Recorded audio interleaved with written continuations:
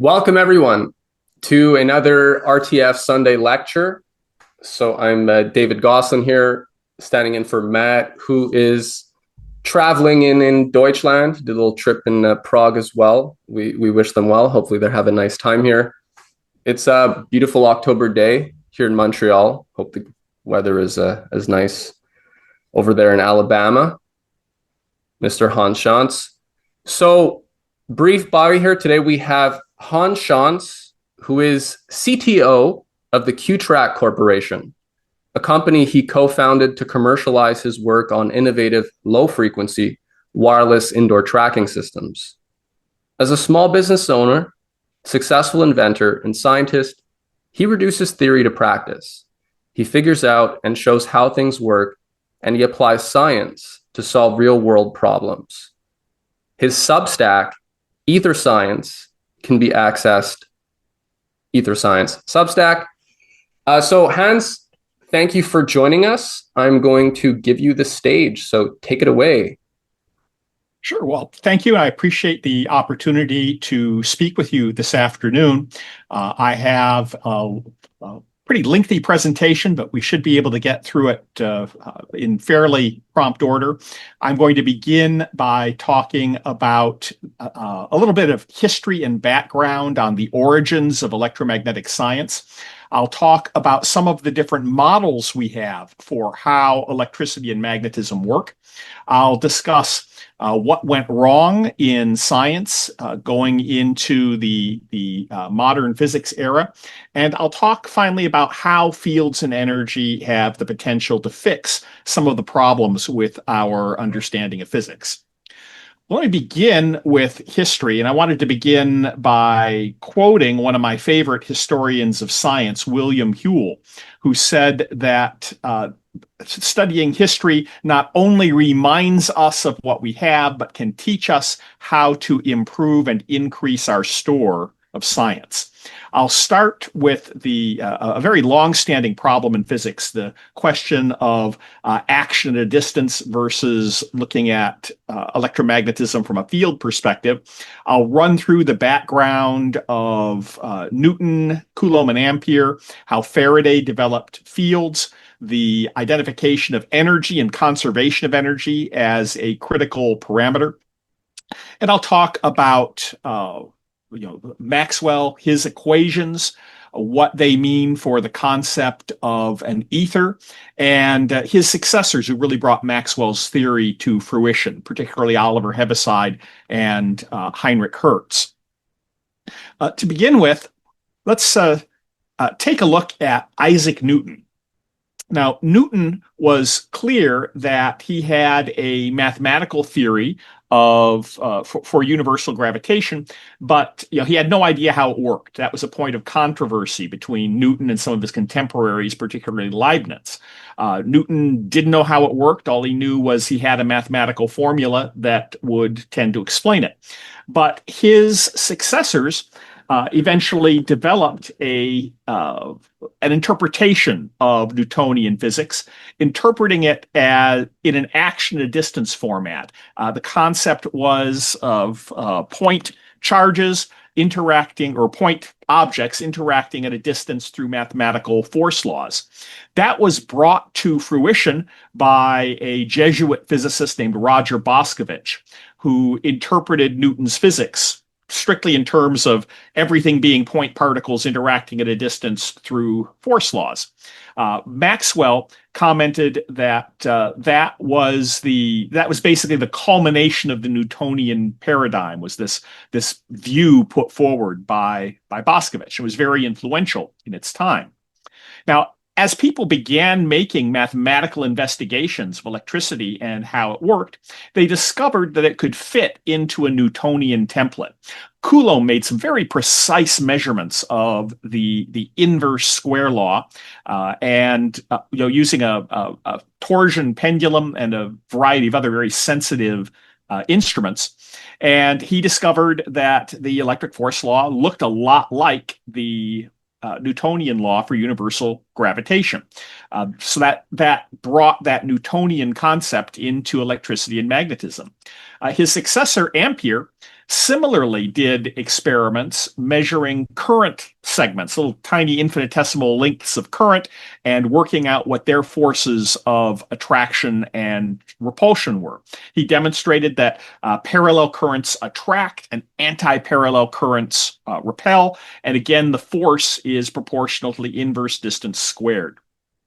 Maxwell had high praise for Ampere, calling him the Newton of electricity.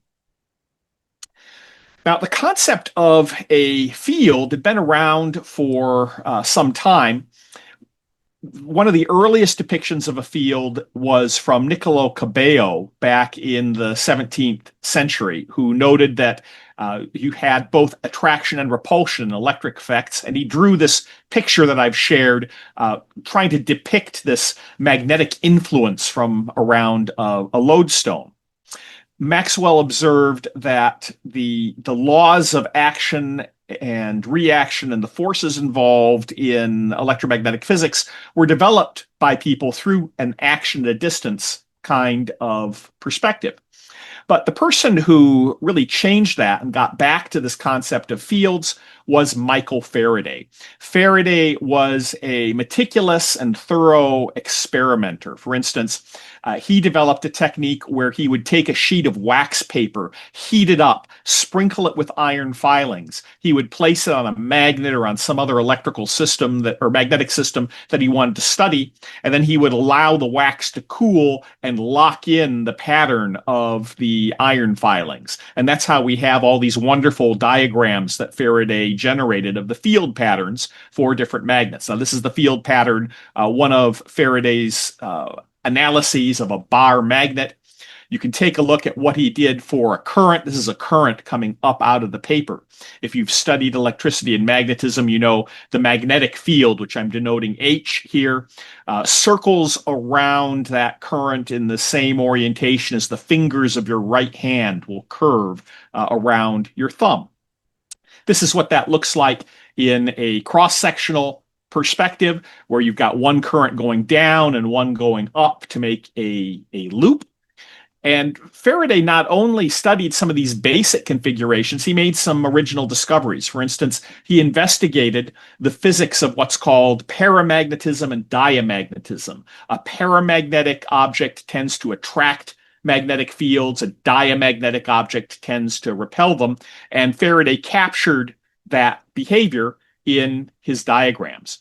Now, something that's not very well known about Faraday, unfortunately, and I've only ever seen reported in one textbook, is that in 1832, this is very early in his career, Faraday already had the conception that electric and magnetic influences were wave-like and would propagate in a finite amount of time. He described them as being like the ripples in a pond as a magnetic influence propagates out. And he speculated that electric influences probably behaved similarly. Faraday recorded all of these notions in a letter in 1832 that he gave to the secretary of the Royal Society in London. Faraday later went on to share some of these ideas in a paper a dozen years later, his 1844 paper on thoughts on ray vibration. But this 1832 letter lay forgotten in the strongbox of the Royal Society until 1937, when Sir William Bragg opened it and the letter was read for the first time. Maxwell had a wonderful comparison between Ampere and Faraday. Maxwell commented that you read Ampere and everything is laid out very logically in a very systematic order with all trace of the scaffolding removed, so that you get to see, when you read Ampere, electrical science from its fundamentals through to its applications in a very precise and logical order that make you marvel at how he ever figured it out. Faraday is on the opposite extreme. You read Faraday, and and he takes you through all the details of his experiments, how he figured things out, and it gives you more of a sense for what it's like to stumble about trying this and that and finally latching on to some very, very clever ideas. Now, about the time Faraday was active, a young German scientist named Helmholtz came up with the notion of energy and that it's conserved. Now, he was focusing primarily on thermodynamics. It had been noticed that if you do work, like if you are boring out a cannon, you keep putting work into the cannon, the hotter it gets because of that friction. So Helmholtz is the one who realized that the total amount of energy was conserved, that the work you put into the cannon is precisely the same as the heat energy that it acquires as it warms up. But he also took a look at how electricity behaves. He wrote this paper that was called On the Conservation of Force, that talked about energy conservation, that was considered too speculative at the time to be printed in the leading German physics journal, the Annalen der Physik. So Helmholtz had to self-publish his paper as a pamphlet. One of the results was an analysis of electric energy. And what Helmholtz argued is that the electric energy density was effectively the product of the charge density and the potential. So the energy in Helmholtz's mathematical model appeared to be located with the charges. Now, a few years later, William Thomson, who later became Lord Kelvin, came up with an alternate view of how electrical energy is stored. In Thomson's view, it's stored with the fields. So the energy is proportional to the field intensity squared.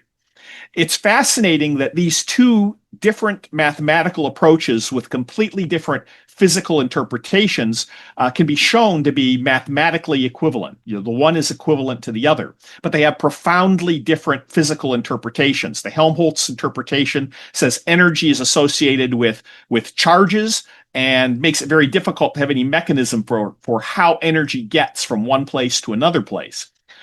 In Kelvin or Thomson's view, energy is associated with fields. It fills the space in between the charges and currents of our electric system. And that makes it kind of easier to imagine how the energy might be able to get from place to place.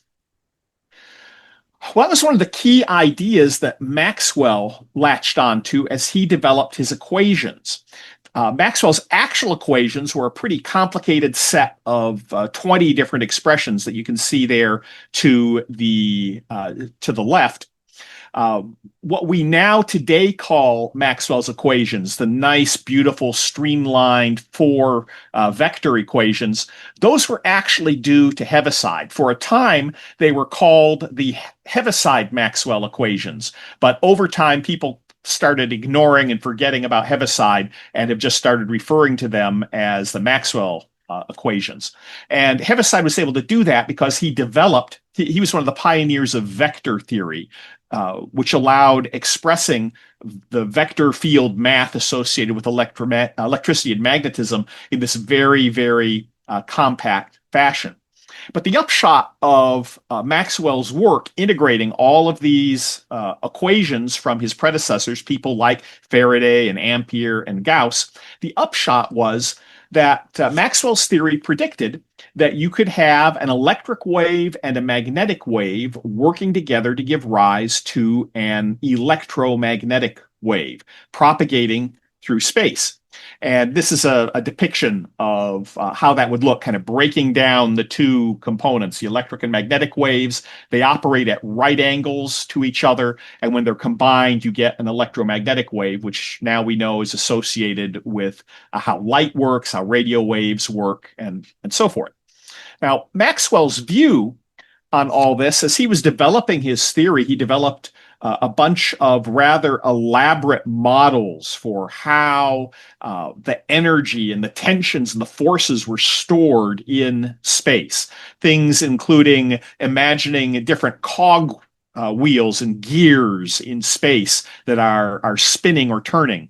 One model for a field line imagines that a field line is a physical object that, when spun, exerts a tension along the line and a pressure along the edge of the line. So these mathematical models helped that developed the theory of electromagnetism, but Maxwell was very clear that all such phrases were illustrative and not explanatory. He didn't think there were real gears in the ether or real rubberized tube field lines that were spinning and exerting pressures and tensions. But at the same time, he did want to make clear that when he talked about energy being stored in the fields in space, he did mean that literally. So, like Newton, he didn't have a physical mechanism or model to explain how that happened, but he believed that his theory showed that energy resides in the electromagnetic field in the space surrounding electromagnetic bodies, as well as in those bodies themselves. And that's caused a great deal of controversy over the years. That concept has been dubbed the ether theory, the idea that there is this medium called the ether that stores and moves energy and is responsible for the behavior of electromagnetic physics. One of my favorite historians of science, Edmund Whittaker, who wrote a history of theories of ether and electricity, he wrote this book originally, I think, around 1910, and then did a second edition in the 1950s, just before his death. And he commented that it had become customary to refer to empty space as a vacuum or as vacuous, but that empty space had a lot of properties. We already knew from electromagnetic physics that this supposedly empty space has the properties of electric permittivity and magnetic permeability. It is characterized by an impedance. As quantum mechanics advanced, it became known that there was a certain 0-point energy associated with this supposedly empty space. So for something that is empty and is a nothingness, there's an awful lot of something going on there. And I think the ancient wisdom of Parmenides, out of nothing, nothing comes, applies here. That if there's something going on, that strongly suggests there's something there to make that something go on. But let's continue forward from Maxwell and talk about how his theory got brought to fruition.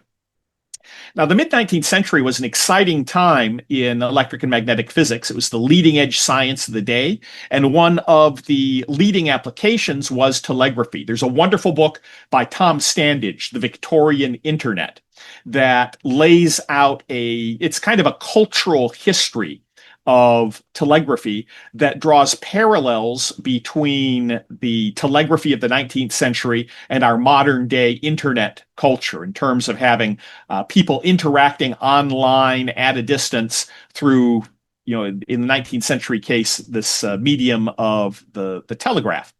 Now, in 1858, the first telegraph cable was laid across the Atlantic, and it worked very, very poorly. The signals would get smeared or muddied as they went across the cable. It would take hours to transmit even a very short message because the rate of transmission was very slow. The chief engineer of the project was a doctor who was really not very well informed about electromagnetic science. He got very frustrated with it, and he decided he was going to fix the cable by shoving several kilovolts down the cable. Well, inevitably, that shorted out the cable and destroyed it. The entrepreneur behind the cable, Cyrus Field, in true entrepreneurial fashion, recouped some of his losses by taking pieces of the cable and selling them to the Tiffany Company, which marketed them as samples. There's a picture of one of the samples of the first transatlantic telegraph cable there. Well, ultimately, the first successful cable was laid just after the Civil War in 1866, but even once the basic physics was laid out according to a theory developed by Kelvin, there were still all kinds of curious oddities. You would see signals propagating faster going one way on a cable and slower going in the opposite direction. You would see different frequency signals propagated at different speeds. That was the fundamental problem that hobbled the very first transatlantic telegraph cable. That kind of distortion made it very difficult to do telegraphy and rendered the emerging science of telephony unusable beyond very, very short distances. Well, there was one person responsible for solving all those problems, and that person was an unemployed 25-year-old telegraphy or telegraph operator named Oliver Heaviside.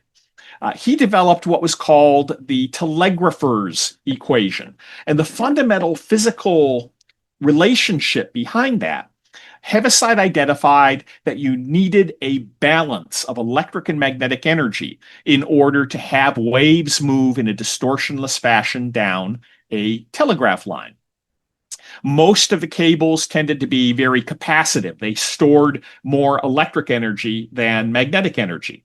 And Heaviside's prescription was to put inductive loading coils in order to create enough magnetic energy on the cable to balance out that electric energy. And that formula worked wonders, enabling long-distance telegraphy with very good performance.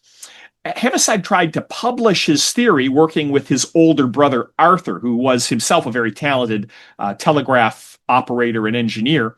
But Arthur's boss, William Henry Preece, who was the chief engineer of the government post office, the GPO in Britain, he championed a rival incorrect theory and basically quashed Arthur's attempt to publish. So Heaviside went around him, finally published his theories in a trade journal, the Electrician, and Oliver Heaviside's work is some of the most amazing stuff to read in all of science. He's brilliant, sarcastic. His papers were just dripping with sarcasm for Preece and Preece's backwards ideas on telegraphy. So ultimately, Heaviside was vindicated. In 1899, an American researcher of Serbian descent, Michael Pupin, patented that concept of inductive loading, including ideas that were originally due to Heaviside, sold the rights to AT&T for $500,000, and AT&T went to see if they could buy off Heaviside just to make sure they didn't have any issues with him challenging their patent. He refused without receiving full credit, and as a result, he never got any of the money for his very remarkable, very successful invention. Heaviside was very reclusive.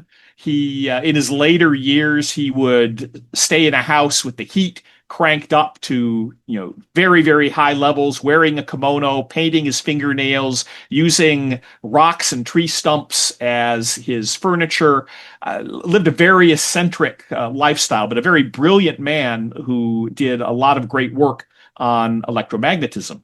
Now, interestingly enough, for a conspiratorial hook on this, one of the key founding fathers of cybernetics, a mathematician named Norbert Wiener, wrote a thinly veiled novelization of Pupin's theft of Heaviside's ideas in a novel called The Tempter.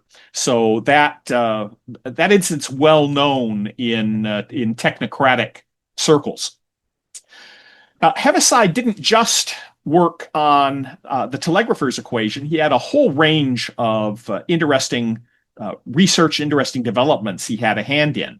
Now, a contemporary of his, John Henry Poynting, came up with the idea of the Poynting vector to describe electromagnetic energy flow, how it gets from place to place. Poynting's own description is in that turgid prose on the slide about talking about the product of intensities, multiplying them by the sine, having it in the orientation of a right-handed screw moved if turned round from the positive direction, et cetera, et cetera. Very, very complex. You'd have to sit down and really parse that through to understand it. Thanks to Heaviside's vector notation, Heaviside, who co-discovered this at more or less the same time, was able to condense that entire complex paragraph into 5 symbols. The Poynting vector, S, is equal to the vector cross product of the electric field E and the magnetic field H. That basically means that for energy to flow, you have to have an electric and a magnetic field at right angles to each other. And then the amount of energy flowing, the power per area, depends on that vector cross product and the intensities of the two fields. And you can use a right-hand rule to keep track of the orientation that's involved there. Now, this opened up the prospect of being able to track energy, see how energy moves from place to place, and identify the cause and effect relationships that are behind electricity and magnetism. So Heaviside was very clear that, he believed that when energy goes from place to place, it has to transverse the intermediate space. So unlike some formulations of action at a distance where energy disappears somewhere and reappears somewhere else, Heaviside believed in the concept of continuity, that the energy had to leave its point of origin, had to be conveyed across space to wherever its destination was. And that was a sentiment that John Henry Poynting echoed as well. And that idea was in line with what Maxwell had to say as well. He argued that there had to be some kind of medium, some substance, some process to hold and convey the energy from place to place. And Maxwell urged his followers and successors to focus their attentions on how this worked and what was going on. That was effectively what Heaviside and Poynting were doing as they brought Maxwell's vision of electricity and magnetism to fruition. Now, we've talked a little bit about the history of electricity and magnetism. I always thought it was fascinating, this quote from Napoleon, that history is a set of lies agreed upon. Particularly because when I looked into it, it turns out Napoleon probably never really said that at all. And that is exactly one of those lies that everyone agrees upon. But as we look at history, we have to pay attention to what's going on, what are the motives and the motivations behind what the narratives or the stories people share about history. And we'll see how that comes more into focus as we look at modern physics. But what I want to do first is talk a little bit about some of the models of electricity and magnetism that emerged in some of these early speculations on electricity and magnetism and how it works. Now, a word or two about models, though. There are any number of different models of electricity, and I'll go through these in sequence. The fluid model, action at distance. I'll talk a little bit about Hertz and fields and energy and some other models. But models themselves, I think a lot of people get wrapped up trying to figure out the one best model that describes everything and want to latch on to that one model to the exclusion of others. So I thought it was a good idea to step back and consider models from a little broader perspective. For instance, Warren Buffett's investment partner, Charlie Munger, once said, asking what models are, pointing out that if you just have one or two models, the nature of human psychology is such that you try to torture reality to fit your models. So it's a good thing in Munger's view to have multiple models and to try to figure out which model you can best apply for a given situation. In the context of military operations, John Boyd came up with the concept of what he called an OODA loop. That's an acronym short for Observe, Orient, Decide, and Act.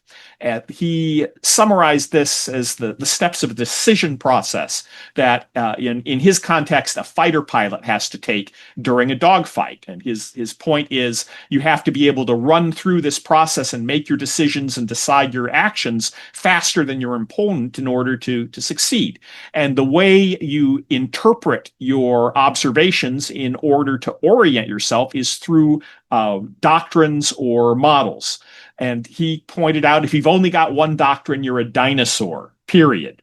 So here again, having multiple models to try to apply to understand what's going on are a good thing. So I want to emphasize that so that as we're talking about models of electricity and magnetism, I'm not advocating one model to the exclusion of all others. Now, a lot of these models have their places, and I'll talk about where they come in handy. The fluid model of electricity, for instance, this is something, if you study basic electronics, you're probably going to see.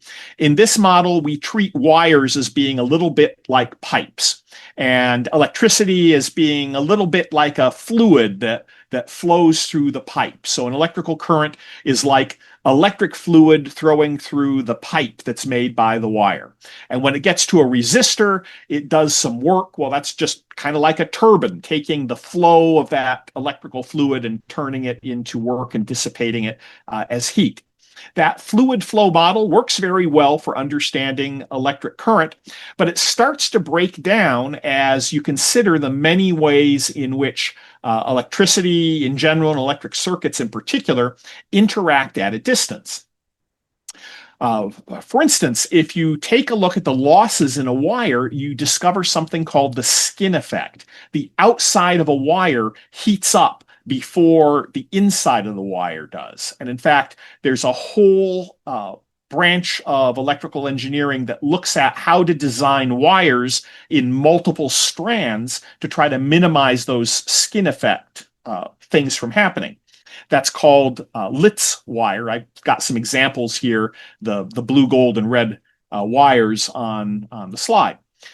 Well, electricity also works across a distance. And as early as the 1830s, Faraday and particularly Joseph Henry were experimenting with how you could take a coil of wire, have a current in one coil, and have it picked up by a sensitive instrument in another coil. The two big loops that you see there are an example of a wireless inductive telegraph that Joseph Henry experimented with. Henry also was able to send electricity at a distance. He set up a capacitive plate on the second floor of his house and went down in the basement and was able to demonstrate being able to manipulate the plate in the basement and cause effects on the plate in the second floor. So Joseph Henry was able to demonstrate that electricity and magnetism clearly operate at a distance. Well, that prompted a number of investigators to look at action at a distance models of electricity and magnetism. One of the key players there was Wilhelm Weber, and Gustav Robert Kirchhoff also did some work in this area. And the basic idea behind their approach was to write a force law between charges, basically to take Coulomb's law and generalize it to not just static charges, but to charges in motion, charges moving with a particular velocity or acceleration. Now, that has the advantage of simplicity. It can be made mathematically equivalent to fields. And in fact, there is a version of this action at a distance approach that was laid out by a physicist named Oleg Jeffimenko more recently, where he noted that Maxwell's equations can be rewritten to give you a standalone equation for the electric field and a standalone equation for the magnetic field. And then those can go into something called the Lorentz force law, and you could get a force law equivalent that's completely consistent with Maxwell's equations. So that approach has the advantage of letting you look, for instance, at action-reaction forces, or to understand the motion of charged particles in a plasma. It works very well for doing that.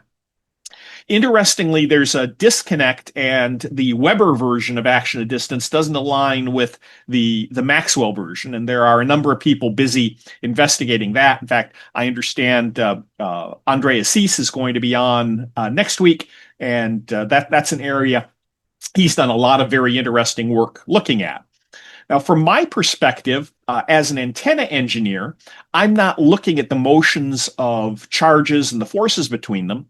I'm looking explicitly at the energy flow and the power that is radiated by one system and picked up somewhere else.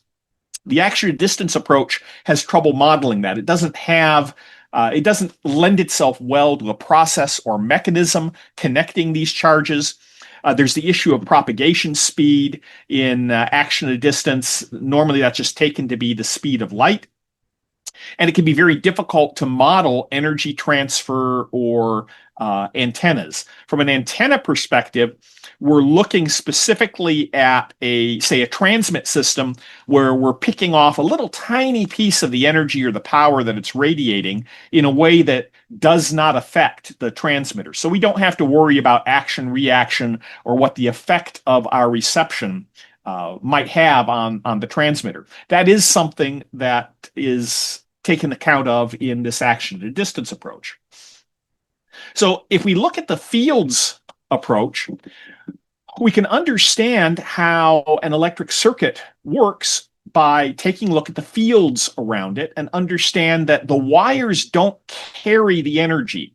They merely bound the currents and they sculpt the fields, the electric and magnetic field working at right angles to transmit the energy from the battery across the circuit to the receiver. Now, this can be shown to be mathematically equivalent to Ohm's law, and it's a bit counterintuitive and more complex, but this approach then can be applied to a wide range of much more complicated problems, including antenna theory, that really can't be modeled at all by the fluid theory or modeled very easily by the action at a distance approach.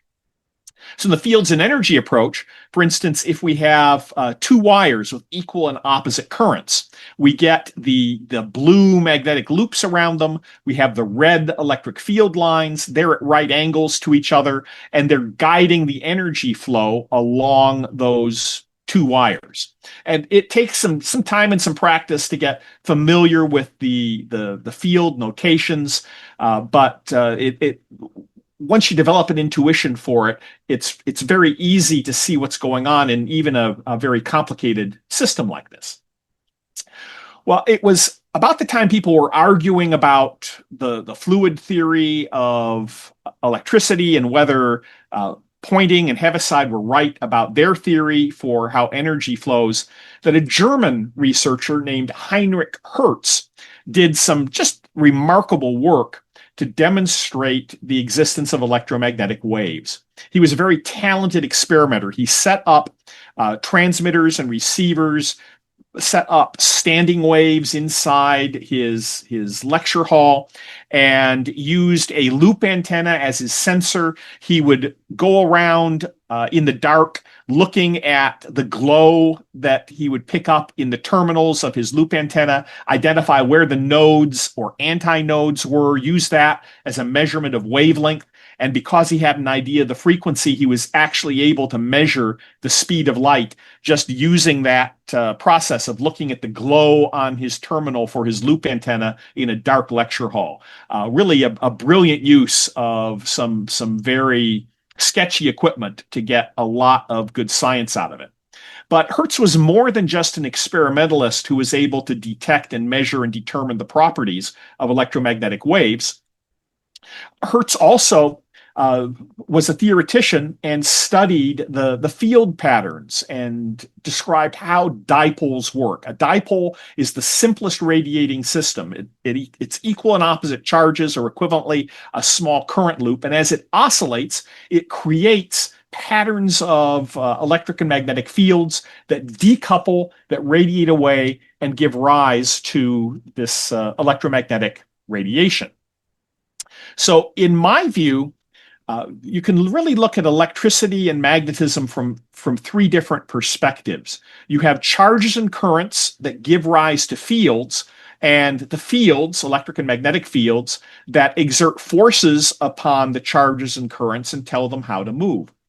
Those electric and magnetic fields also serve to guide energy from place to place, and the energy localizes itself with the field.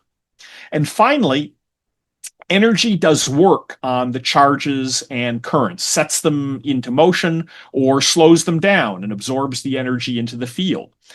It enables charges and currents to store potential and kinetic energy, and the relationship that energy is equal to mass times the speed of light squared suggests that there is, at least in part, an electromagnetic nature to mass itself, that matter is, in a sense, crystallized or solidified energy.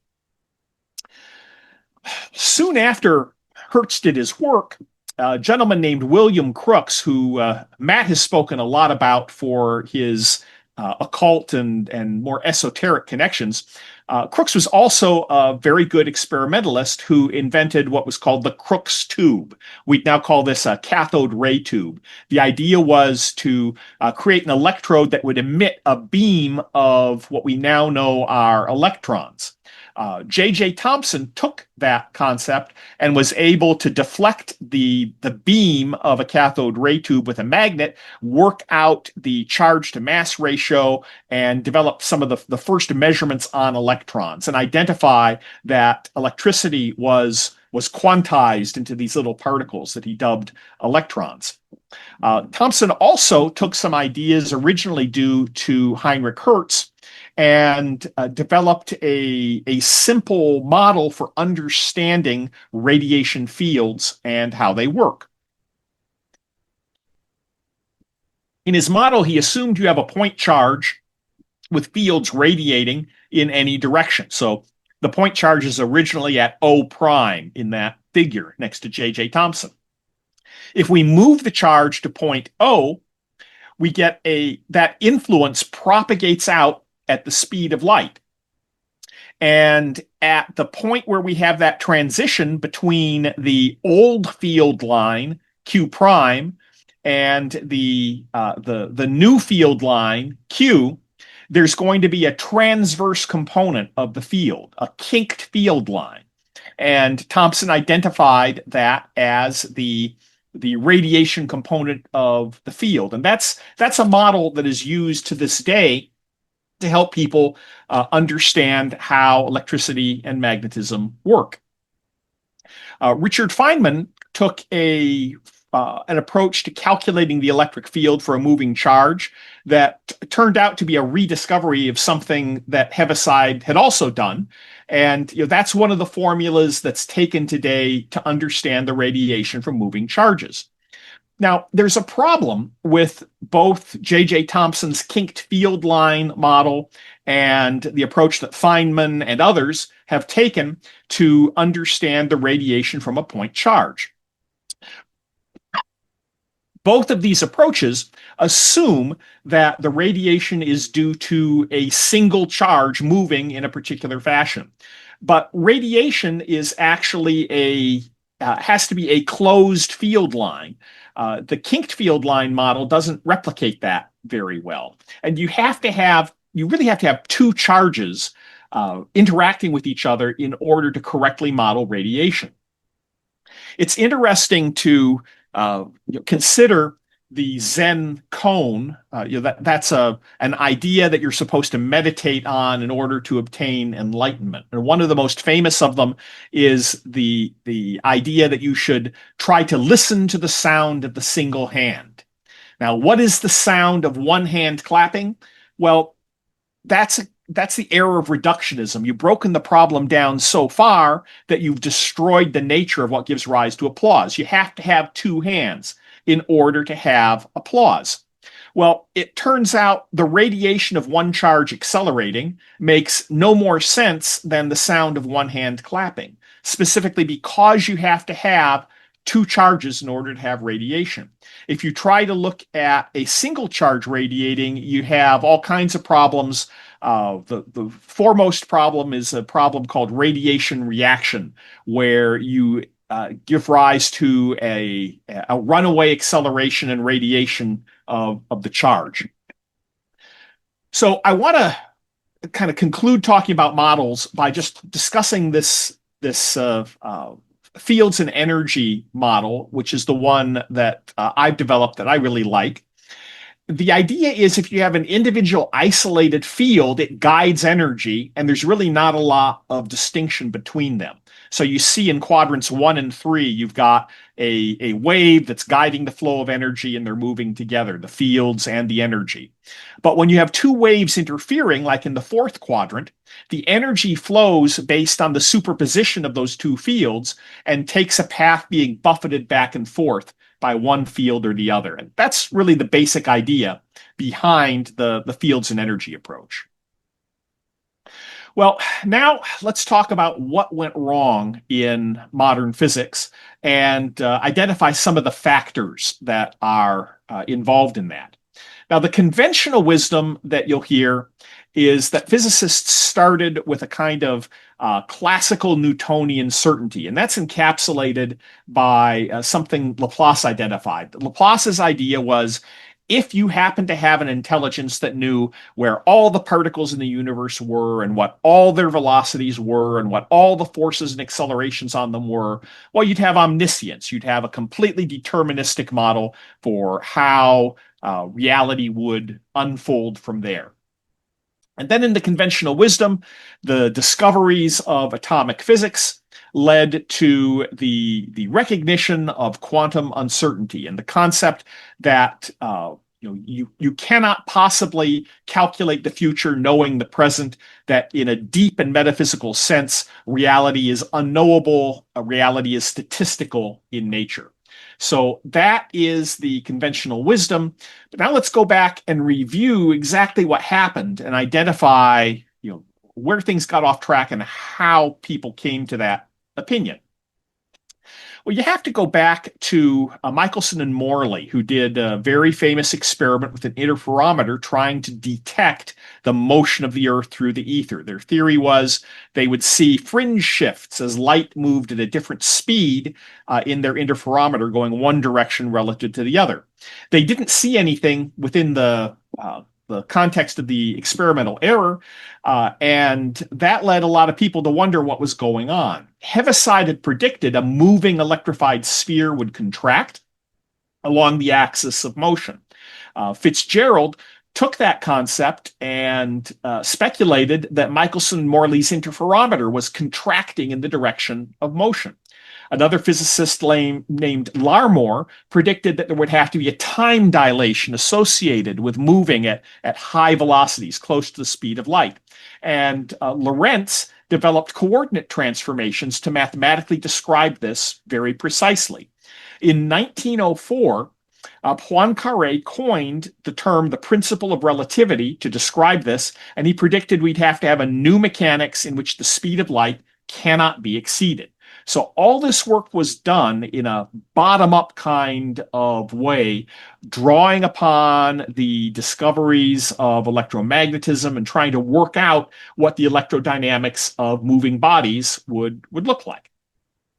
Well, an obscure Swiss patent clerk named Albert Einstein realized and published a paper in 1905 that all of those principles of the electrodynamics of moving bodies could be explained if we look at things from the perspective of an observer, from the perspective of an observer seeing the speed of light is always constant, and the observer seeing that the laws of nature are the same in all inertial reference frames. Einstein was guided in that observer-centric approach to understanding electrodynamics of moving bodies by Ernst Mach. Mach had argued that the world didn't consist of things, it consisted of sensations, of measurements, of observations. He taught that you should put those observations first. In Mach's view, there's no such thing as an atom. An atom is simply a mental construct that we use to organize certain of the observations we make when we're doing chemistry or working on other branches of physics. That perspective was, it gave rise to logical positivism and to the whole operationalist or instrumentalist approach to physics. Now, as Einstein, a decade later, developed the electrodynamics of accelerating bodies, a theory called general relativity, he identified an equation that described the curvature of space and time as a function of the local energy density. John Wheeler argued that what general relativity says is that space-time tells matter how to move, and matter tells space-time how to curve. Well, Einstein looked at that approach and looked at this curvature of space-time and realized that smacked of ascribing properties to space. In fact, in 1920, he gave a talk at University of Leiden in the Netherlands, which was Lorentz's home school. And Lorentz had always been a big aficionado of the ether theory. And in that talk in 1920, Einstein acknowledged that his interpretation of general relativity with this curvature of space was in a sense like an ether, ascribing the property of curvature to the intervening space. So Einstein was moving away from strictly that observationalist positivistic approach to physics. Well, having come up with the theory of relativity with this observable approach to how electrodynamics work, when Heisenberg came and delivered his first lecture on quantum mechanics in Berlin, Einstein invited Heisenberg back to his apartment to talk about Heisenberg's work. Now, special relativity had shown there, no models, no mechanisms were needed. You didn't need to have an ether. We just looked at what the observer saw. And Heisenberg took that to heart. So when Einstein asked Heisenberg about his theory and asked, well, where are the electron trajectories in your quantum mechanical theory of physics? Heisenberg proudly declared his theory had no electron trajectories, that his theory focused only on what the observers saw before and after, and that any speculation on what was taking place, any process, any mechanism, any specific trajectory for electrons, that was out of bounds. That wasn't part of his theory. And when Einstein objected to that and said that didn't make sense, Heisenberg basically quoted Einstein back at Einstein, pointing out that was exactly the implication of special relativity, focusing on the observations and excluding any idle speculations about what's happening in between from your physical model. And according to Heisenberg, Einstein was a bit taken aback by that and finally said, perhaps I did use such a philosophy earlier and also wrote it, but it is nonsense all the same. And that was really the breaking point for Einstein from the mainstream of physics. But he wasn't the only one or Heisenberg was not the only one with ideas like this. You can look at Heisenberg's contemporaries and some of the famous physicists of the Weimar era, and you'll see people like Wilhelm Wien saying causality has nothing to do with physics, or Schottky saying that acts of emission and absorption are without direct cause and without direct effect, and are in fact outside the relation of cause and effect. And you have Walter Nernst saying that causality as an absolutely rigorous law of nature laces the spirit in Spanish boots, and that it is the obligation of research to loosen those fetters so that the free stride of philosophical thought is no longer hindered. Now, I ran across that quote from Nernst back when I was in grad school, and I thought that was a awful over-the-top kind of way to express it, and what these instruments of the Spanish Inquisition crushing the feet for torture. But then I discovered where that came from, and where Nernst's colorful comment comes from. It's a German philosophy called Naturphilosophie, which was a romantic idealist movement of the early 19th century. The natural philosophy school sought to have, it was basically a reaction against the purely mechanistic version that was popularized of Newtonian physics. It emphasized mind-nature unity and combining philosophical speculation with scientific observation. And one of the prominent influencers in that school was Goethe, who is in some circles regarded as being the German Shakespeare. One of Goethe's most famous plays is Faust. And in Faust, Mephistopheles is counseling Faust, and at one point counsels Faust to take a course of logic, and by so doing, brace your mind in Spanish boots, so tightly laced that henceforth by discretion taught, 'twill creep along the path of thought. So a lot of Germans were taking Goethe's Faust to heart and taking this counsel by Mephistopheles as a guidance on what not to do, and were committed to unlacing the Spanish boots and having, entertaining more speculative ideas like the idea that causality and the law of cause and effect might not be valid. Interestingly enough, while Faust also contributed in this way to the development of what became known as the Copenhagen interpretation of quantum mechanics and our current observation-based approach to understanding physics, Faust also had great influence on politics indirectly, because it turns out that there was another person who really liked the play Faust, and that person was Karl Marx, who latched on to the quotation from Mephistopheles, "Everything that exists deserves to perish." And that was Marx's favorite quotation from Faust, and apparently he quoted it quite frequently in conversations with friends. So we can trace both communism and quantum mechanics back in this small way to Faust's Mephistopheles. Well, let's get back to the main line of the story here of what happened.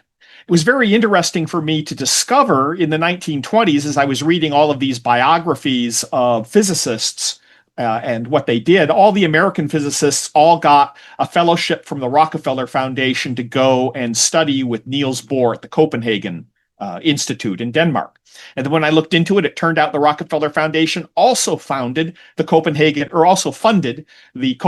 Institute itself. They were one of the largest benefactors of it. So in a way, a lot of our modern interpretation of quantum mechanics owes itself, at least financially, to the funding provided by the Rockefeller Foundation. Now, these issues really came to a head in 1927 at the Fifth Solvay Conference. That's where Einstein famously said, and of course these are paraphrases, he said, argued God does not play dice with the universe. And Bohr supposedly told Einstein to stop telling God what to do. That conflict largely overshadowed another emerging idea that came out from a French physicist named de Broglie. And he came up with the notion of pilot waves. Everyone was confused, for instance, by the double slit experiment. Quantum mechanics predicted that even if you had a single particle, it would go through one slit or the other, and yet you would see this wave interference pattern that suggested somehow it was going through both slits at the same time to generate this classical wave interference pattern while being a particle. De Broglie's solution to that question of wave-particle duality was not wave or particle, but rather wave and particle. He argued that the waves went through both of the slits and set up the interference patterns, and those waves in turn served to guide the particle through one slit or the other. And this on the slide, you can see an example of the kind of wave interference pattern and the particle trajectories that would be predicted by this pilot wave theory. Well, that was largely rejected by the participants at the Solvay conference, particularly Bohr and Heisenberg, foremost among the critics. In 1932, the famous mathematician John von Neumann had a proof arguing that this could not possibly be. That proof was actually disproven only a few years later by a mathematician and philosopher, Greta Hermann, but no one paid attention to her disproof until decades later. In 1935, Einstein joined together with Podolsky and Rosen to write what became known as the EPR paper, arguing that quantum mechanics was not complete. Ironically, that's become one of the most significant and most quoted papers Einstein ever wrote. But what really brought this to a head was in 1952, a physicist named David Bohm rediscovered pilot wave theory and started popularizing it. Unfortunately, Bohm was a communist sympathizer and ultimately fled to Brazil to avoid the consequences that might have come to him during the McCarthy era. But his contemporaries at Princeton, where he had been a professor, were very critical of his ideas. One of those was the director of the Institute for Advanced Studies, J. Robert Oppenheimer, who's, of course, better known as the director of the Manhattan Project. He reportedly assigned a graduate student to take Bohm's paper and disprove it. And when the grad student came back and said, well, I can't find anything wrong with it, Oppenheimer said, well, okay, I'll disprove it. But then Oppenheimer couldn't find anything wrong with it. So Oppenheimer convened a seminar to get all the physicists he could gather together to sit down and go through Bohm's paper and put a stake in its heart so they wouldn't have to listen to Bohm's heresy with respect to the Copenhagen interpretation. And according to one of the participants, they argued all day, they got nowhere, and finally, Oppenheimer's reaction was, he said, well, if we can't refute Bohm, we're just going to have to agree to ignore him. And some of the stories you hear about what was going on and how casually and cavalierly physicists dismissed Bohm and the pilot wave approach to quantum mechanics, it can be hard to believe that scientists would actually behave in that way. And I would have had trouble believing that also, except that I had an experience like that firsthand. Because when I was in graduate school, one of the professors on my doctoral committee was John Wheeler. And he was really a gentleman and a scholar, wonderful man who was very generous with his time and allowed me to come in and hector him and bother him with questions. And one day I had just discovered the pilot wave theory and marveled at how much sense it made, and compared to the Copenhagen interpretation that I'd been taught in my classes. So I went to Professor Wheeler and I asked him, well, what do you think of this pilot wave theory of quantum mechanics? And he said, that's the screwdriver theory of physics. And I wasn't really sure exactly what he meant by that. I'd seen some criticisms that it was all putting arbitrary mechanistic scaffolding that obscured the beautiful deep meaning of the Copenhagen interpretation, and it was a crutch for reactionary physicists who could not grasp the wisdom of Copenhagen to try to satisfy their primal urge for comfortable causality, things like that. So I asked Professor Wheeler, well, have you written something somewhere? Is there an article or one of your books, like on quantum measurement theory, where you've gone into what's wrong with pilot waves so that I can take a look at that and understand why you're rejecting it? And Wheeler looked away a moment, and then he looked back at me, and he said, I never really studied into that business, and I really should, so I can see what's wrong with it.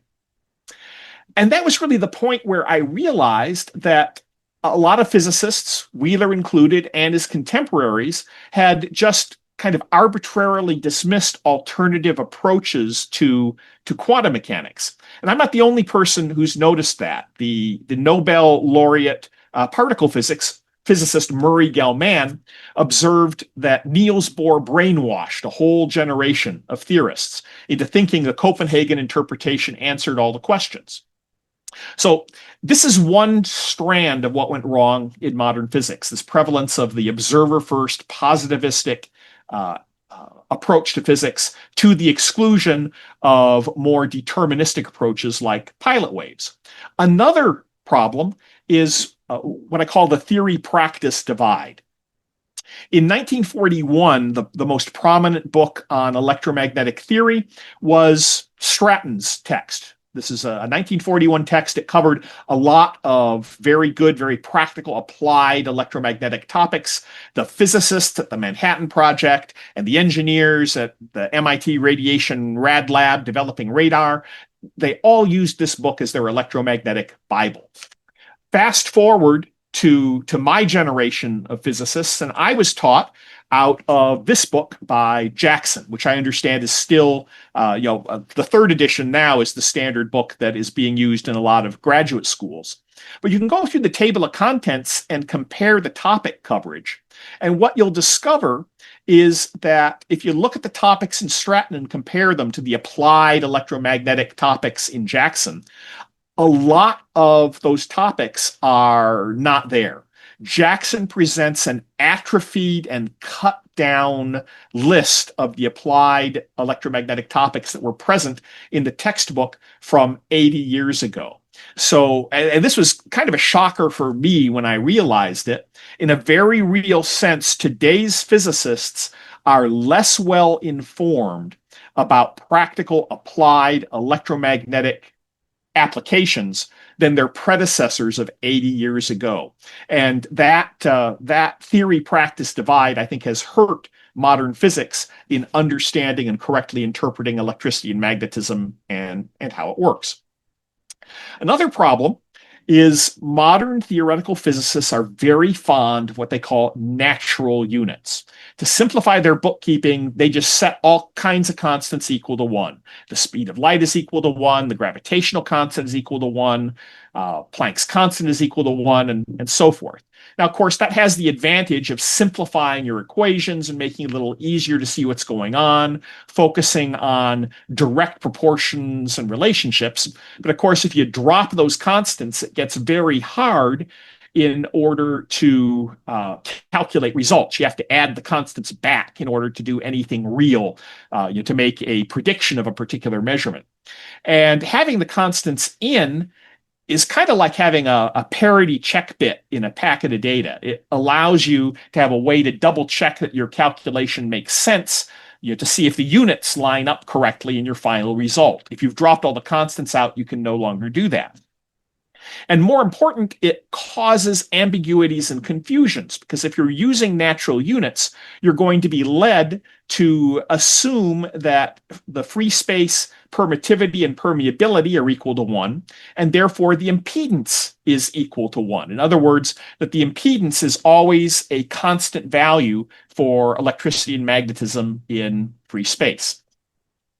Okay, so that's, in my view, what went wrong. And I shared the conventional story. I talked about the factors that I think are important, the influence of positivistic philosophy, how natural philosophy had an influence on quantum mechanics as well, this theory-practice divide, and the prevalence of what are called natural units. So now let's dig in to how fields and energy fix physics. And I'll just go ahead and dive in, starting with what I think was a big mistake made by one of the founding fathers of quantum mechanics, Paul Dirac.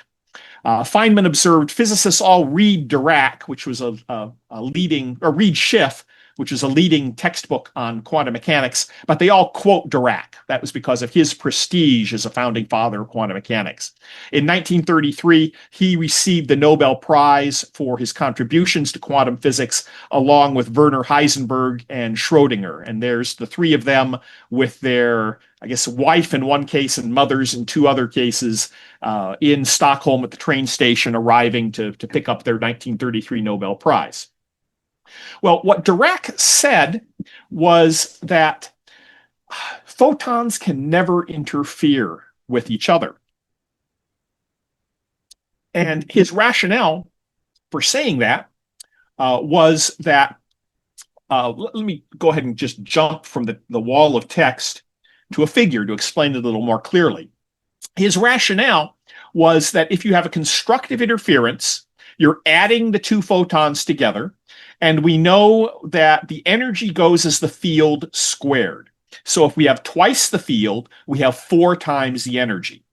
That suggests if 2 photons interfere, constructively, we'll get 4 photons coming out, which violates the law of conservation of energy.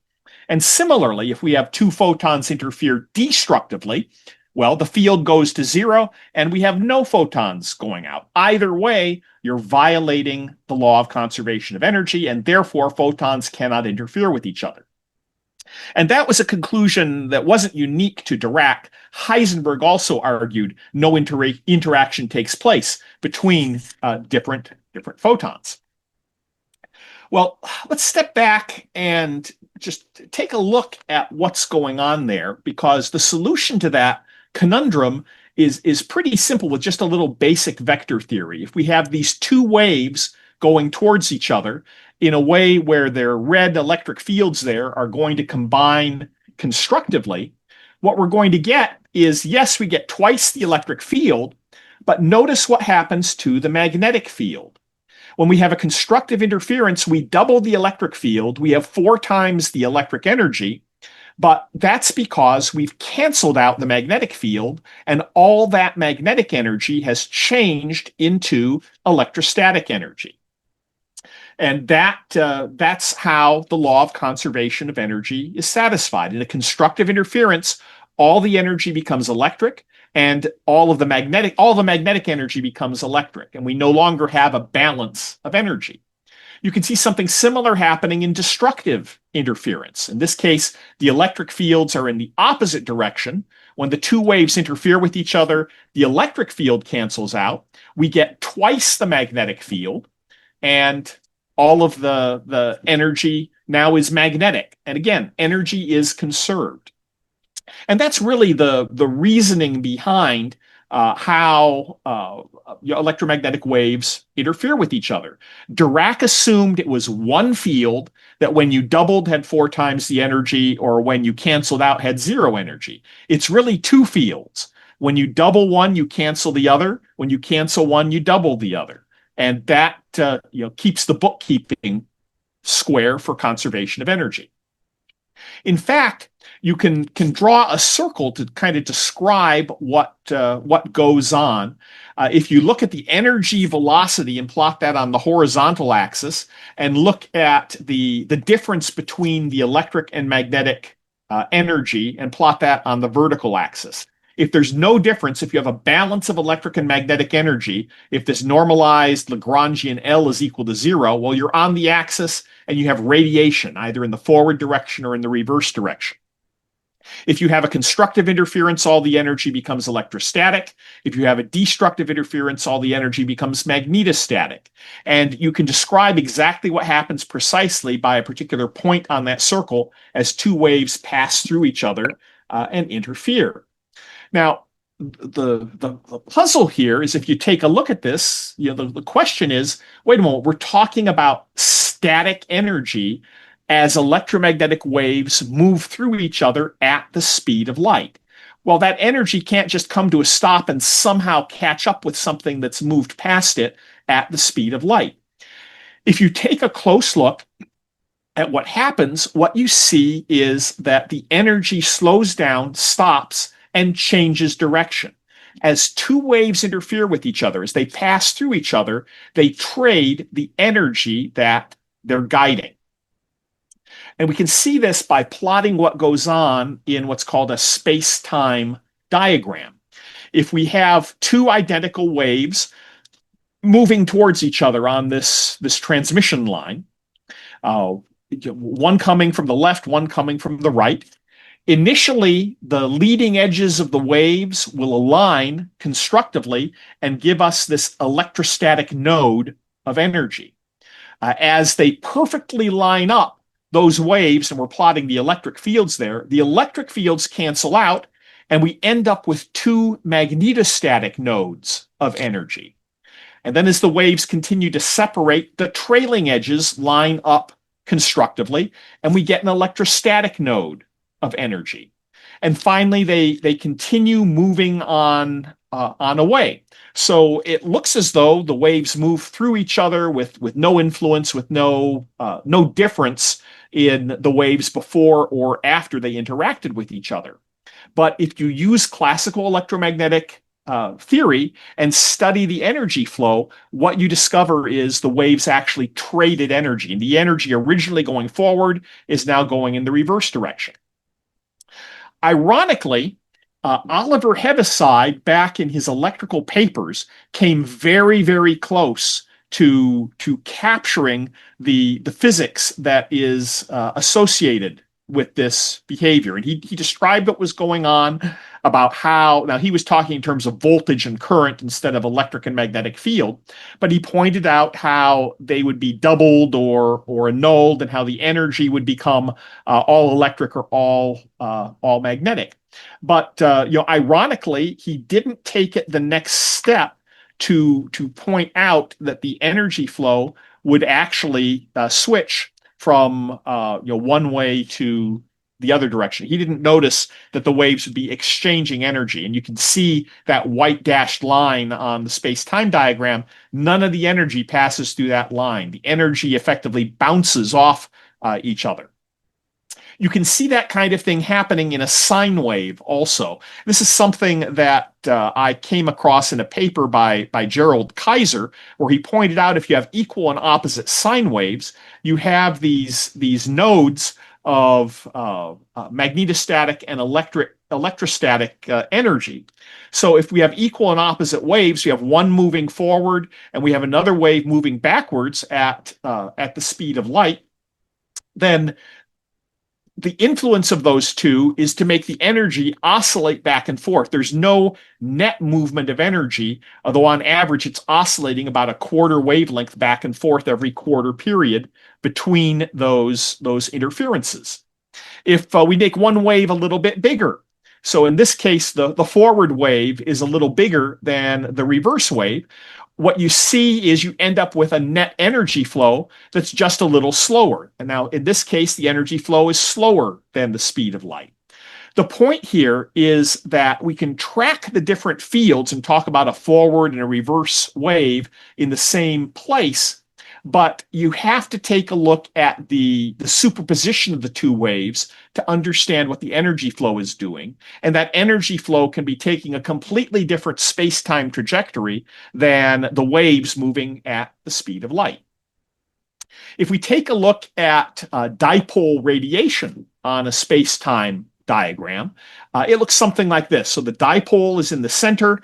The distance away from that dipole in wavelengths is plotted on the horizontal axis, and then time and period is on the vertical axis. Every half cycle, we get a pulse of radiation being emitted from that dipole. The fields, the radiation fields, are moving and radiating away at the speed of light. So they'd be moving at a 45-degree angle on this space-time diagram. But you can see as you study the average energy flow, how the energy trajectories are a lot more complex. What happens with the dipole, as the dipole oscillates, it's pumping energy into the near field close to that dipole source. And that energy is layered like an onion. And each cycle is pumping another inner layer to the onion. And with each cycle, there's an outer layer of the onion that radiates away. That energy can oscillate back and forth many, many times, depending on the quality factor of the electrically small antenna, before it finally couples to a radiation field and radiates away. If you take a look at the actual turning points for the fields there, you can go back to Heinrich Hertz's original work back from his electric waves in 1893 and see that those same phase diagrams that Hertz has are describing the locations in space and time where we're getting the energy flow changing from falling in to radiating outward. And in fact, I used those phase relationships as part of an indoor location system that used near-field electromagnetic ranging. We were making use of this physics in order to track objects in an indoor environment. So all of this research and the study and work have led me to a new approach to thinking about electromagnetism. In the conventional view, electromagnetism is due to one entity called a photon, and a photon in the conventional view combines wave-like and particle-like properties in the same entity. In my view, it's two entities or two different phenomena. Fields that behave like waves that serve to guide the flow of energy, which in the quantum limit behaves like particles. Now, as I dug into this further, I found some German researchers, Wünscher, Hauptmann, and Hermann, who wrote this wonderful paper back in 2002 describing the basic rules of how this energy flow has to work. They're very intuitive, and I found them very useful for understanding electromagnetism. They point out if you have a perfectly conducting surface with no energy being absorbed or emitted, well, the energy flow lines have to go parallel to that surface. that the energy flow lines have to begin on a source and end on an absorber or receiver of the energy, and that the energy flow lines never cross. And you can see some examples of how that works, comparing the field energies, for instance, of a beam bouncing off a ground plane, how the fields crisscross, but the energy flow is parallel in the interaction region, or how fields in two beams interfere with each other. They pass through each other, but in so doing, they're trading energy from one beam to the other. And if you set up a complicated reflection, as in case C here, you can get a little whirlpool or vortex of energy circulating around. Now, the concept that energy flow lines never cross, one of my proudest professional accomplishments is I managed to get that accepted under the name of Spengler's Law in a peer-reviewed paper in honor of the famous Columbia paraphysicist who noted, "Don't cross the streams." So we can apply those principles, including Spengler's Law, and take a look at what happens in some realistic calculations of electromagnetic fields. Now, I did these calculations using a very common package called NEC, Numerical Electromagnetic Code. And I set up some arrays to generate beams for me and studied what the energy flow was in the beam. So, for instance, this is one of the beams that I started with. You can see the energy radiating away from that array in a beam on both sides. If I reflect that beam off of a ground plane, you'll notice how the energy flow streamlines end up parallel to the ground plane, very similar to the qualitative prediction that Wunsch made back in the 2002 paper. I took a look at what happens with the complex reflector, and you can see that vortex of energy that they predicted. It's a little bit different because as the beam spreads out, the energy is spreading, so it makes it look like it's just circling and getting lost in the middle, and it's not interfering with the incident beam as it would if it were a pure 2D case. But it's qualitatively very similar to that prediction.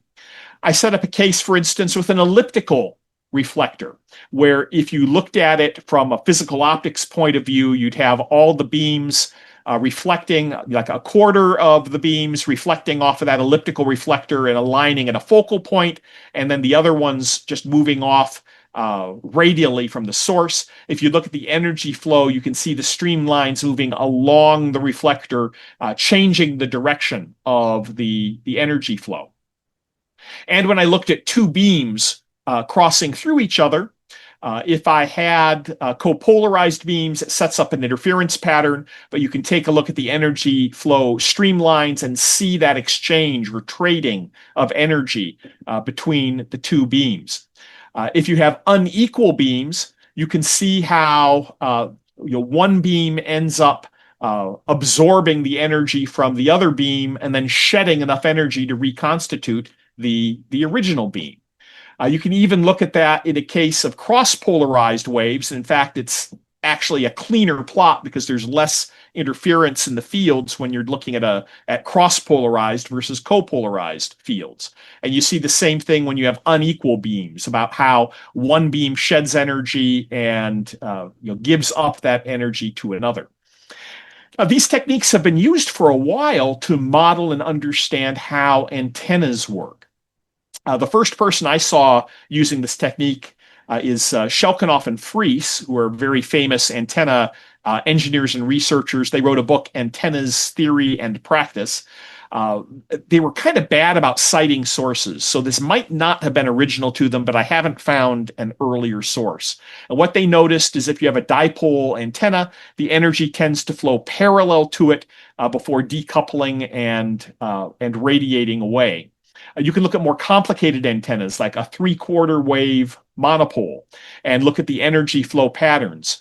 Landstorfer looked at this situation and found a way to optimize the antenna by bending it a little bit to make it shorter, even though it's the same length, and align more of the energy along the ground plane at a low angle where it's more desired. And you can see in these lobes of energy going off, you can see the same kind of crisscrossing interference pattern of energy flows swerving from one lobe to another that you find in pilot wave theory. So people argue pilot wave theory is counterintuitive, and the energy flow patterns that you get from pilot wave theory are crazy and don't make sense. But they make a lot more sense if you've tuned your intuition to understand electromagnetic energy flow. If you look at how an antenna receives energy, one thing that's very interesting is even if you have a very tiny electrically small antenna, it can capture energy from a physical area much, much bigger than the physical dimension of the antenna itself. What happens as a field is received by this antenna, some of that energy reflects off of that antenna, and the superposition of the incident and reflected fields serve to guide the flow of energy from that larger effective aperture so that that energy ends up getting sucked into that small antenna. It's really very fascinating physics as you start to dig into it and understand it. Now, there are a couple of basic assumptions that I make that are a little different than the standard way people look at physics. And I wanted to highlight two of them. The first is the assumption of the unity of fields. In my view, there's one electric field and there's one magnetic field. A lot of people who take a look at these problems of energy flows passing through each other will argue there are two separate fields and two separate energy flows. Now, interestingly, this is a very fundamental problem that goes all the way back to the earliest days of electricity. Faraday asked whether there were different kinds of electricity. He developed the theory of electrochemical electricity from batteries, and there was also frictional electricity. Faraday found if you used a battery, for instance, in an electrolysis cell to separate the oxygen and hydrogen, we now know is what's going on, from water. If you used a electrochemical electricity, you would get pure gases that wouldn't combust. If you used the discharge from a Leyden jar, frictional electricity, you would get a mix of gases that would combust. And he concluded that those must therefore be different kinds of electricity. We now know that what he was finding was the alternating current aspect of that discharge, that as the electricity oscillated back and forth and changed the polarity, you would get a mix of the gases at the electrodes in his electrolysis cell. Hertz is the last physicist I know of to seriously address this problem, and he considered whether the static field and the induction field and the radiation field were actually the same thing or whether they were different things. And he ultimately concluded in an analysis that they are not different things, that they are the same thing. In modern antenna theory, there's a lot of analysis of electrically small antennas that tries to approach it assuming that there is a separate radiation energy punching its way out from an antenna in the midst of this reactive field energy. And that view leads to a lot of problems. Now, I think that the correct answer is there is one field for a variety of reasons. The metaphysical reason is that just as the whole is the sum of its parts, and we break problems out into parts in order to analyze them, you have to take all those parts and add them up together to retrieve the whole. I think the whole field is the sum of all the individual fields that we might be looking at. There's the principle of parsimony, or Occam's razor. It's a lot easier to treat fields as being one thing than to try to break down all of the many, many different kinds of fields you might have in an environment. And then finally, mathematically, a vector only points in one direction. So if you want to imagine multiple fields coexisting, you're going to have to come up with a different flavor of classical electromagnetism to do it. The other assumption is one I call the assumption that the middle matters, or I guess you might call it interstitial realism. Ether is, in effect, the conviction that the middle matters, that what happens between your starting and ending observations, there is something happening, there is some process, there is some mechanism. Those middle properties that are assumed to be the default of electromagnetism are that there's a balance of electric and magnetic energy in the field at all times, that the field and energy move together at the speed of light. But those are assumptions that are only true for isolated waves and not when we start getting complicated and have waves interfering with each other. The conventional wisdom is to focus only on the beginning and end, but to assume that those middle properties apply to the beginning and end. And that's a problem, because when you have a transmission or reception, there is no balance in electric and magnetic energy. For an electric antenna or an electric radiator, it's mostly electric energy, and it only converts to a balance as it decouples and radiates away. And while the fields are moving at the speed of light, as we've seen, the energy is in general moving at a velocity less than the speed of light. So the conventional wisdom is arbitrarily assigning those middle properties of, well, fields and energies, they move together at the speed of light, and it's assigning them to the transmission and reception, to the emission and absorption of electromagnetic waves, where that assumption really doesn't apply. And I think that's a contradiction. So I've talked about how the fields and energy approach fixes physics, how you can take a look at an electromagnetic system from the perspective of fields using the conventional physical optics type of approaches, looking at ray trajectories for the fields, for instance. But there's an underlying picture of the energy flows where the energies are going to be taking a different trajectory. And I've talked about how that plays out with a lot of different examples. If we take some of my electromagnetic analysis of two-slit interference, for instance, you can look at the problem electromagnetically on the left-hand side here, and you can compare that to the kinds of plots that you get when you look at it from the pilot wave perspective. And my conviction to appeal to the classic meme is we're looking at the same picture here, that the pilot wave picture of quantum mechanics is effectively just the logical extension of classical electromagnetic energy flow concepts into the quantum realm.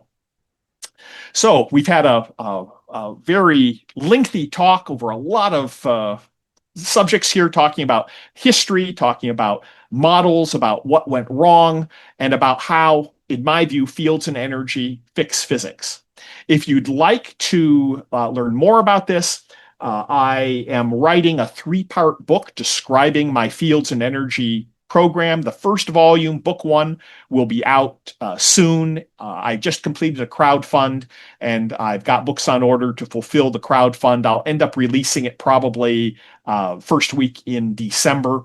But all of the material in book 1, and actually most of the material that will be in book 2, Where Physics Went Wrong, that is available on my Substack at etherzar.substack.com. You can find that on Substack. I'm at etherzar on Twitter and Telegram and on Gab, and happy to reach out and answer questions to anyone else watching this online who doesn't get a chance to participate in our question and answer period. And with that, I'll be happy to answer any questions you all might have. Well, thank you, Hans. I'm just going to get back here.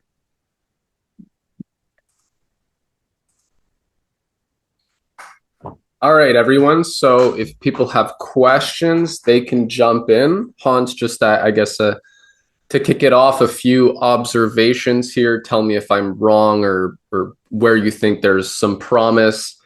It seems like knowledge, education, research is becoming increasingly more decentralized. I guess once upon a time, that's how it was, right? But there used to be these behemoths, and you've kind of described how there are these bodies, these institutions, whether it's the Royal Society or it's these Solvay conferences that sort of, have a line, and then people are kind of arguing over that line. But then you get these mavericks that come up and they have different theories, which seems to be how science has always worked. But there was a bit of stifling a stifling culture in academia, right, where things were kind of centralized, publish or perish, and all that.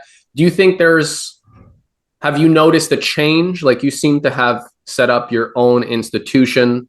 I've seen other scientists. We had Dr. Claridge there. He has the Sapphire Project. So there seems to be more of that. Some angel investors, maybe, right? There's other ways to fund big projects. So what do you see as maybe some promising developments? And yeah, Well, I think that's absolutely the case. And in fact, I cut out a lot of the material from that I was going to present when I realized it was just going to be too long and too involved.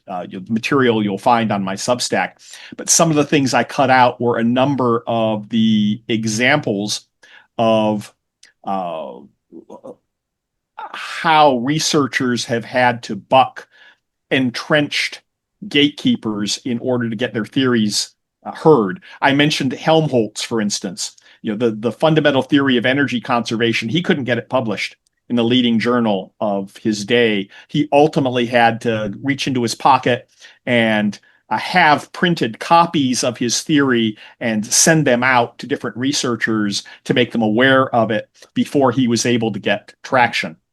Another story that I omitted is the story of Ohm.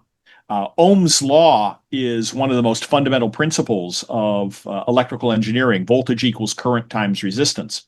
Well, Ohm's contemporaries were deeply offended that he thought he could understand electricity from the perspective of the ratio of voltage to current being a fundamental constant.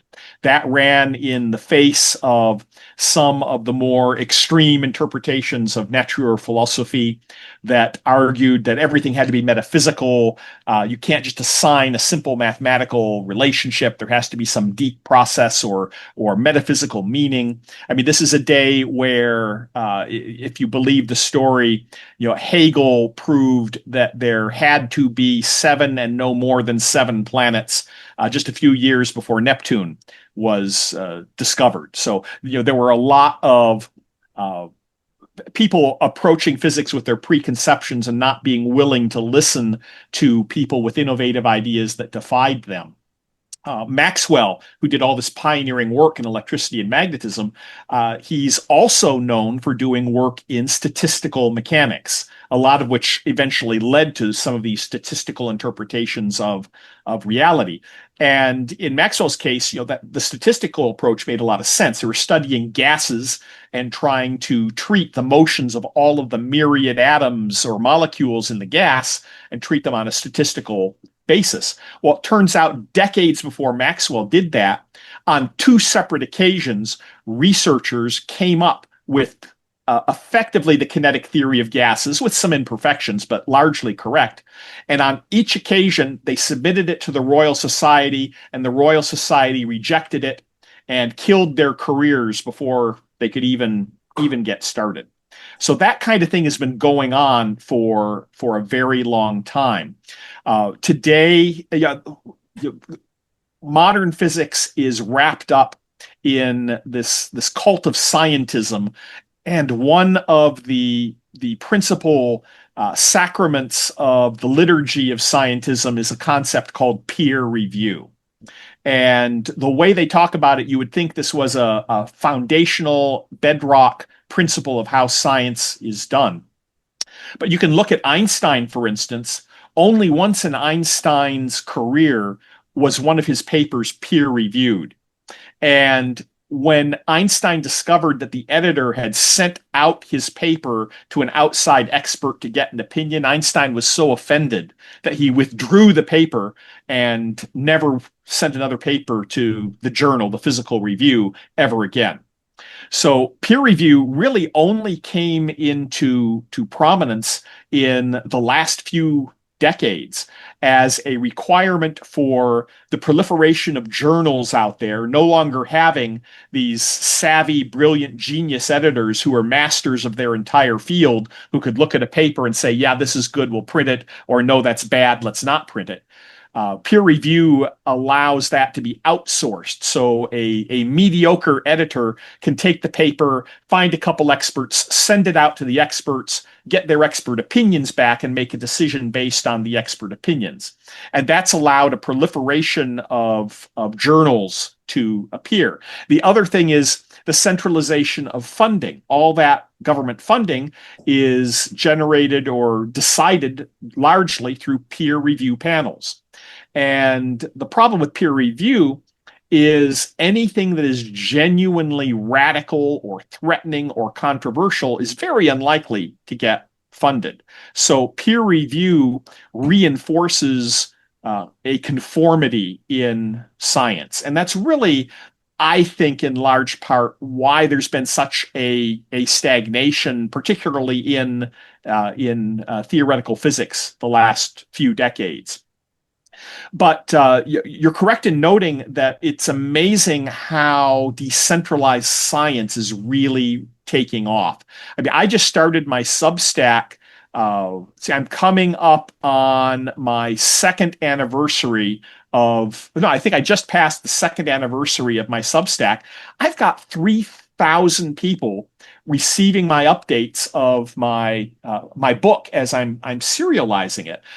I'm really kind of stunned at how many people there are out there interested in the kinds of things I'm doing. I mean, I had a couple of occasions in my professional career when I was doing ultra wideband antenna design where I got invited to do a keynote address, and maybe I talked to 1,000 people in a big auditorium at a time.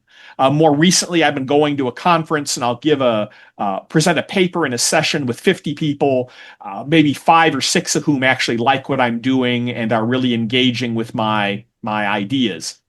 And now through Substack, I'm able to get my work out there to a much, much larger audience that's self-selecting, that's genuinely interested in what I'm doing. And I think that the proliferation of science work on Substack, of video channels where people are talking about this kind of thing, of podcasts, it's really going a long way toward decentralizing science, toward promoting crowdfunded science. I mean, I'm getting paid to do my science, which is normally you have to get a government grant, and I'm getting enough subscribers who are willing to throw money in the tip jar to cover my expenses, to help me produce my book and pay for my editor. And instead of having to pay page charges to a journal to print my things, I'm actually making a modest amount of money off of my books, selling them to interested people. So I do think that decentralization is taking off and that it's really a positive trend for enhancing creativity in science. Amen. So I do see we have some questions now. Here, Sam Labriere, why don't you jump in, and then we'll have Stephen Doyle.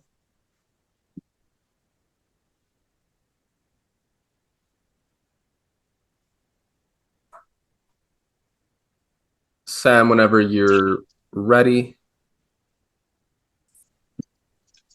Yeah, hi. I really Ooh. Here, Sam, maybe turn off your video. If otherwise, we'll just go to Stephen and you can the experiment, the idea that they were somehow able to control the light source back then to emit a single photon. I have no idea, the technical setup that would be necessary back at the turn of the century to control the light source in that regard. And then there's also questions I have about their method of detecting the individual photons and sort of interference or the negative effects of the detector itself. Was wondering if you could recommend any information, any good sources on the technical details regarding the setup of the Michelson-Morley experiment, and then also if you could just address some of the issues which first gave rise to quantum theory, such as, one of the big ones that's always mentioned is that when you would increase the intensity of the light source, the photoelectric effect was unchanged. I'm going from memory here, so I may have it a bit wrong, but the classical interpretation was that as the intensity of the wave increased, that if it was purely wave based and not this wave particle duality, that you should see a corresponding increase in the output of the energy from the reaction. Sure. Now, I don't know the exact details of the experiments that were used to do things like studying single photons through the double slit experiment.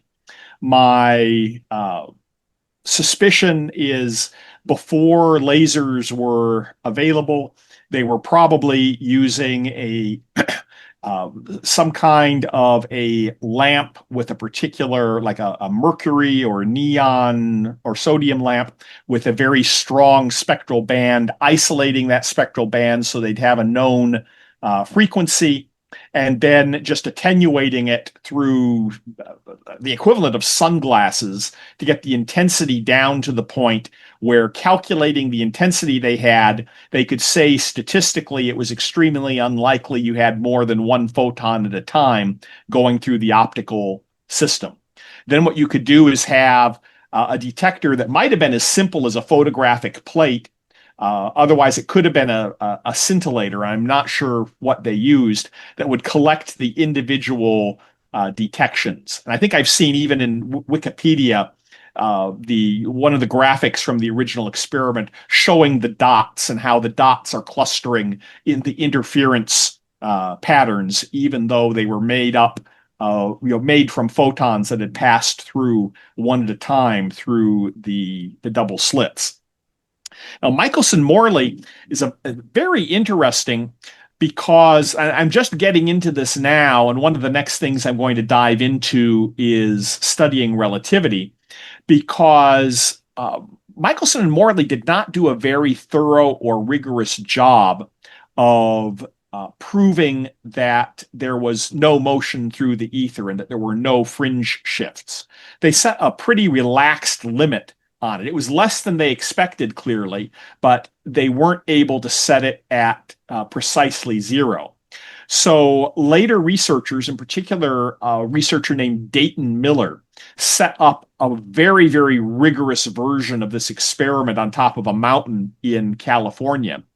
And he was finding very consistent amounts of drift through the ether, was how he interpreted it, that were following sidereal time. So it didn't look like it was following some kind of day-night thermal stress relationship. It looked like it was actually following the motion of the Earth. And I'm digging into that right now to see what I think of that. There is an analysis that argues it was all just thermal variation, but other people argue, I think with some justice, that they didn't do a really rigorous job before they threw out that result. And there are subsequent people who've worked on it and do claim to see some kind of shifts due to this.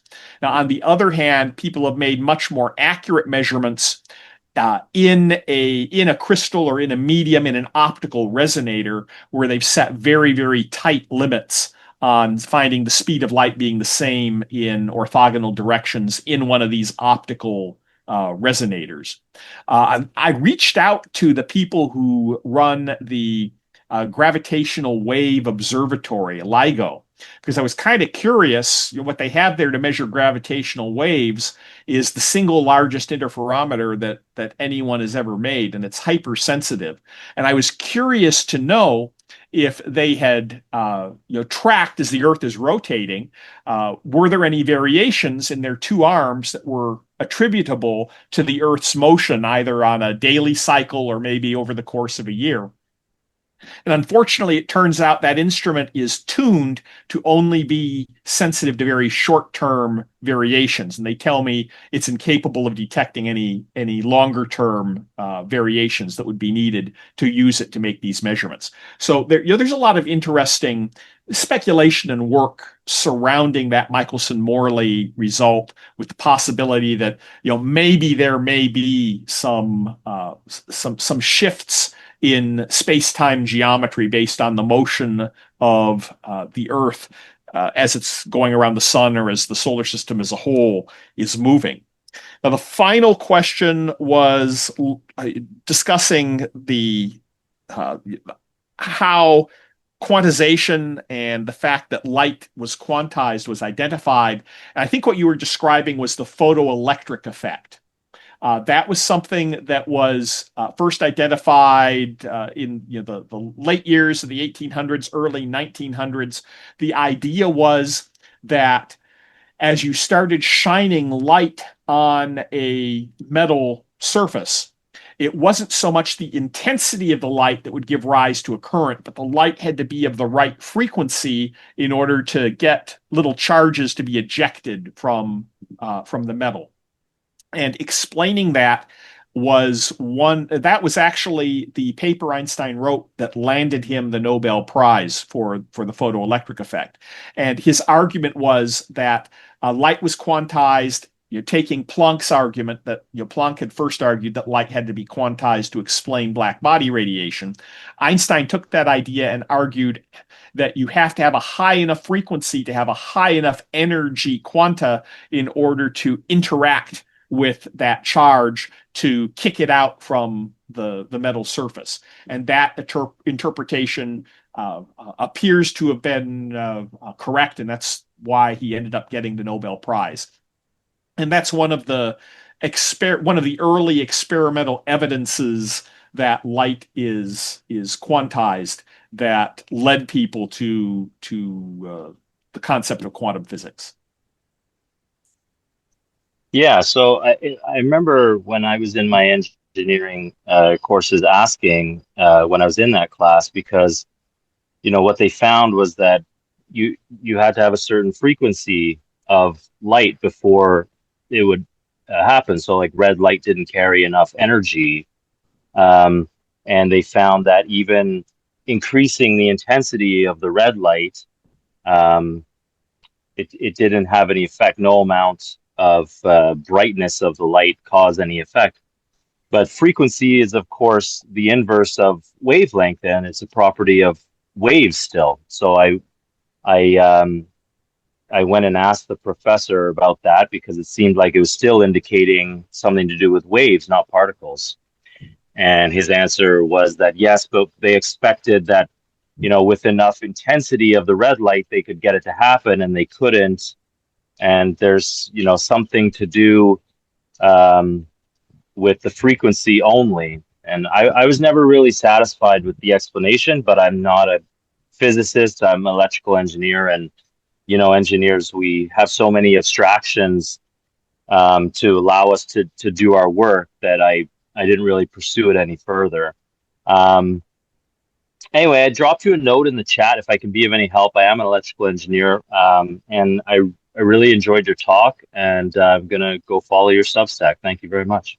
Sure. Well, you're certainly welcome, and thank you for your feedback. I started off in theoretical physics and ended up leaving it behind and going into effectively electrical engineering, doing antenna design and wireless systems, but never lost my interest in understanding the fundamental physics of how it all works. So that's my story. Any other questions? Yeah, we have another question here from Stephen Doyle. I'll just add it's very nice to hear the idea of bridging theory and practice. I mean, it's obvious, the idea of bridging theory and experimentation. I remember hearing somewhere, there was an observation that there are some great experimentalists, but they're not necessarily that strong when it comes to theory. And there are some great theoreticians, but if you can't if you don't have a certain imagination to how to build experiments to test your theories, right, that's a handicap. And likewise, if you can conduct really cool experiments, but you don't have some kind of gestalt that you're looking to form, that can also be a handicap. So the idea of these two things being brought back together is very exciting. So we'll let Stephen ask a question, then we have two comments. I'll read them and we can just keep going. Sure. Thanks. Hans, I'm a layman, but I love the lecture. Thanks so much.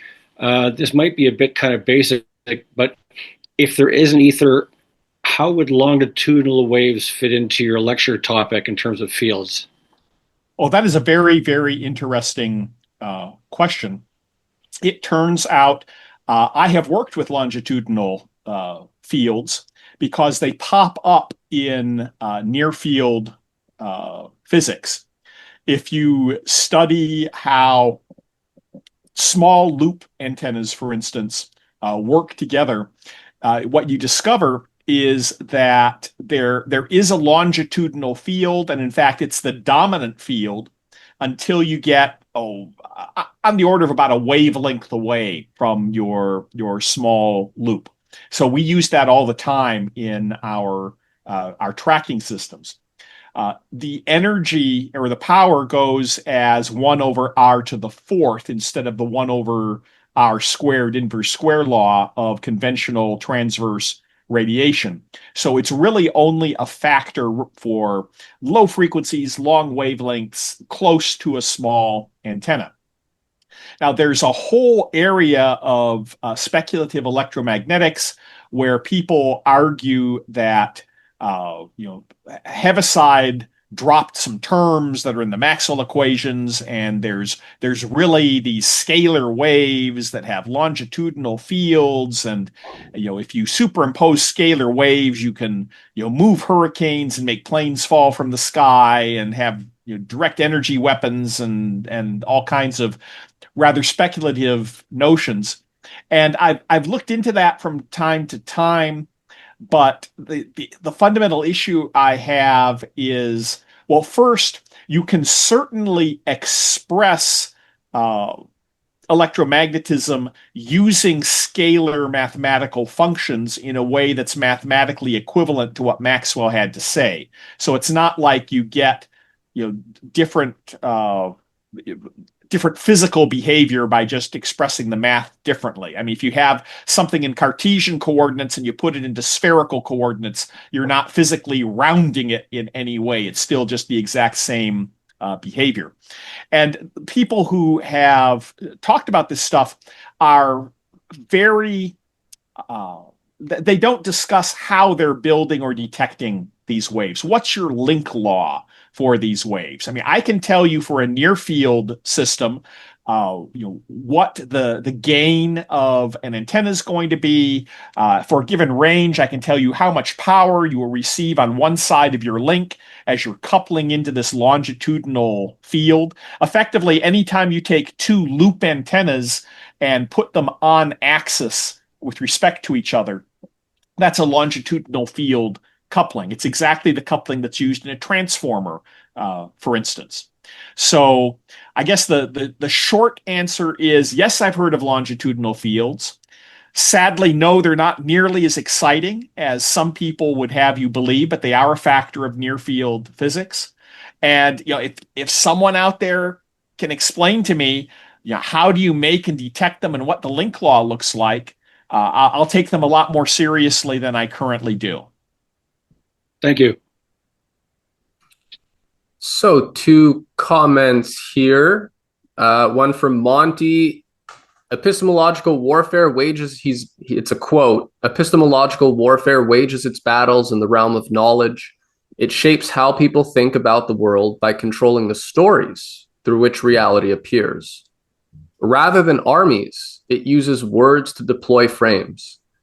Its weapons are the manipulation of knowledge itself, along with associated categories, definitions, and omissions. Its power lies in guiding perception before questions arise. He's quoting an article called Epicwar from the Duke report. And The second comment is from Uwe Alschner, who appreciated the talk and had to leave, but he wanted to share something. He wrote, "The issue with peer review seems to be the easy way to kill progress without the killer being known and his vested interests exposed. If at all, the paper should be anonymously sent out and experts be dared to reject stuff which they have to fear could come from an even bigger name as theirs, risking ridicule." It's not a bad point. Well, with respect to the first point, yeah, I agree completely. I shared a little bit about that. The history is a lie agreed upon concept. In the context of relativity, I went very deep into the historical narrative and why we ended up with the story of relativity that we got. And you'll find all that on my Substack. I did 2 separate podcasts with William Ramsey on that subject of Einstein relativity and modern physics, just going into the details of that, because it was really fascinating. When I set out to understand modern physics, I mean, I knew Einstein was going to be a big part of the narrative, but I thought my understanding would revolve around the whole Jewish physics versus Deutsche physics controversy in Germany in the years leading up to World War II. And that was certainly an important factor. But ultimately, what I discovered is I could trace philosophically the ideas back to positivism and back to the Naturphilosophie that, as I described in my discussion today. But what was very interesting as I did that was looking at the propaganda and the promotion and the public relations associated with the promotion of relativity and the promotion of Einstein. From the 1919 eclipse that brought him to fame, and all of a sudden papers were lauding him as another Galileo, another Newton, another Copernicus, the greatest genius who ever lived in hyperbolic fashion, and then generating a reaction against him from people who thought correctly that was over the top and took offense at some of the things. And it really looked to me like a lot of the controversy there was deliberately engineered for propaganda purposes, for nationalistic purposes, to try to promote initially to promote German physics as opposed to French or Dutch or English physics. Later on, to promote an internationalist vision of global physics, with the German Jew Einstein collaborating with people like Eddington in England and elsewhere. When Einstein came to America, I discovered it's very likely that Edward Bernays was involved in the publicity for Einstein's tour. Bernays was an associate of Chaim Weizmann, who was the president of the World Zionist Federation, who was leading this mission fundraising tour that Einstein was on to come to the United States. And then there was a controversy within the Jewish community where Einstein was, the more establishment Jews did not appreciate the more radical Zionist Jews who were trying to create a state of Israel. And because of that conflict, the more establishment Jews who had a number of papers, like the New York Times was Jewish owned, as they covered the story, they tended to downplay Weizmann and all of the massive crowds that their party was gathering, and attribute that to Einstein's fame. So there was a confluence of factors that led to Einstein getting the promotion instead of Weizmann there. But yeah, all of those political factors are at play, and people tell stories to try to influence what's going on. So I agree completely with that first comment. Now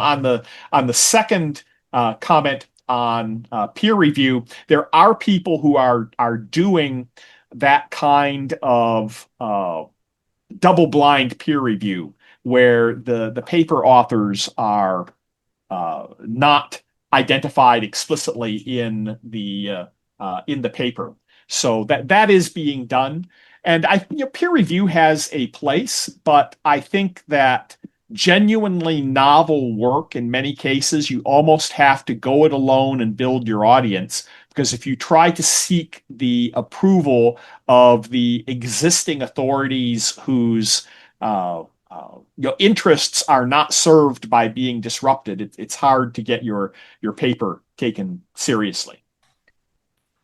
That's a good point. I'm going to switch to turn off my slides and just do the standard view there. Okay, and we're good. We're gonna wrap it up. That was good advice for young aspiring scientists, though. That was actually going to be my one of the questions. For young people going into science, it's especially if you're going into academia, you got to get your baseline accreditation and all that. It can be tricky. So that was some good advice, though. So we'll just wrap it up because we have two more questions. We've passed the 4 o'clock mark. Thomas Anderson has a question, and Jerry has a question on Dirac. So Thomas, if you want to ask your question, then we'll let Jerry ask his question, and we'll let Hans answer both of them. All right. Yeah. Hi. Thanks a lot for the talk. It was great. I just wanted to ask you about the de Broglie-Bohm theory of quantum mechanics and especially the Nobel Prize from a few years ago now, I guess, which, obviously a lot of people knew about before that, but it implies the instantaneous connection between two different locations, which is in tension with relativity in more than one way, but in basically it's just in tension with the normal version of relativity. And so that theory is resistant to building our relativistic version. So do you think that at least part of quantum mechanics runs in this fixed ether? Like, in other words, you can only transmit light at light speed, but quantum mechanics seems to do something that isn't transmitting light energy, but it seems to be able to talk to each other. And if it's doing that faster than light, to me, it must be in that one frame. I don't know if you have any comments on that, but that is a very fundamental issue in physics. In fact, Einstein's real objection to quantum mechanics was not so much that it was random or a causal. It was this issue of locality.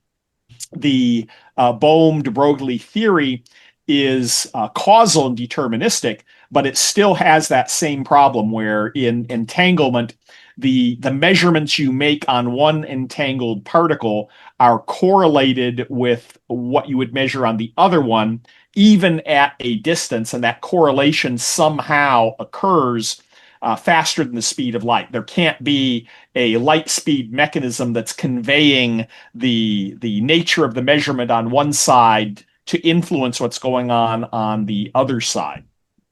And that was really what Einstein was looking for, was something that would solve that non-locality issue.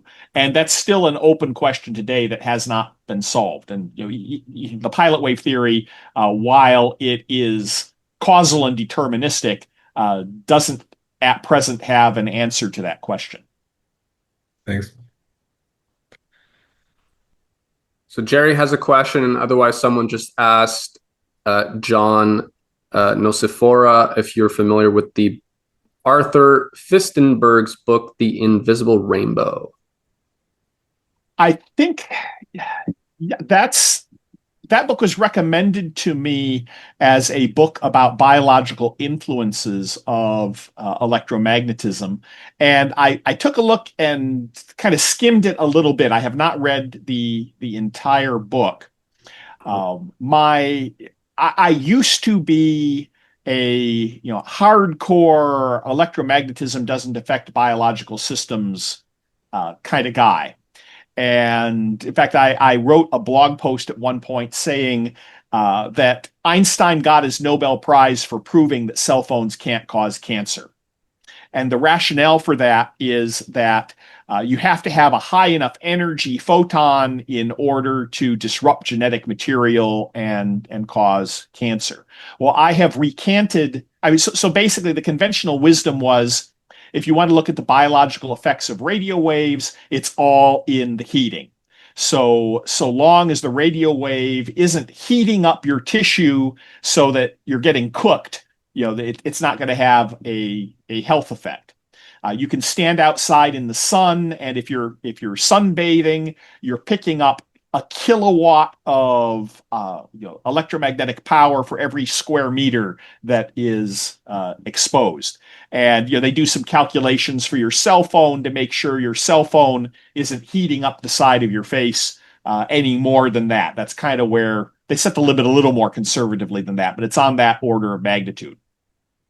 Well, since I wrote that, goodness, it would be almost 15 years ago now, I've discovered that there are some very interesting and significant electromagnetic biological effects. In fact, I had a friend with brain cancer, and one of the treatments that they're using that does a very good job retarding or at least slowing down the growth of brain cancer is they'll put this skull cap with little magnetic coils on people and send relatively low frequency magnetic radiation into the skull, and somehow that disrupts the growth of cancer cells. So if those low frequency signals are having those kinds of biological effects, well, obviously there are interesting processes going on that could be aided or disrupted. Like bones, for instance, are known. It's known that you can apply an AC signal to bones and speed the rate of calcification and bone healing. So there's some interesting stuff that's at play there, and I've been looking at trying to get further up to speed. When I read The Invisible Rainbow, the issue I had, at least the sections I read, seemed like a lot of, was it post hoc ergo propter hoc kind of reasoning. We launched radio waves, and all of a sudden there was a flu pandemic, and high power television came out, and what do you know, a year later the Hong Kong flu struck. Things like that just didn't have. I didn't see a very well defined causal link between in some of the arguments. So I'm still looking for a good explanation and discussion of this. I do think there are biological effects of radio waves, and it's an area I'm interested in, and I think there's a lot of interesting work being done there. Jerry? Yes, thank you. That was a absolutely fascinating presentation, Hans. I'm going to have to go back and rewatch this presentation a couple times. It was so good. But my question may be off topic a little bit, but you brought up Dirac, and it reminded me of many years ago, I was reading an article on antimatter, and I became fascinated with antimatter, and I read everything I could get on it. And then I started reading about Paul Dirac. And I found that he never discovered antimatter, that he was working on his equation and it didn't balance, it didn't add up. So he made up this constant or thing to stick in there to balance his equation. He called it antimatter. And I became so enraged that I threw my Dirac book in the garbage and all my magazines on antimatter in the garbage. And since that point, anytime I find someone talking about antimatter, I will argue until I'm blue in the face that it doesn't exist. It's an assumption. And instead of antimatter, I'm pro-matter and I'm anti-Dirac. But I would really be interested if you had any comments to my anti-Dirac enragement. Thanks, Hans. Sure. Well, I have to admit I'm an anti-matter. No, I wouldn't be a denialist, but I believe in antimatter.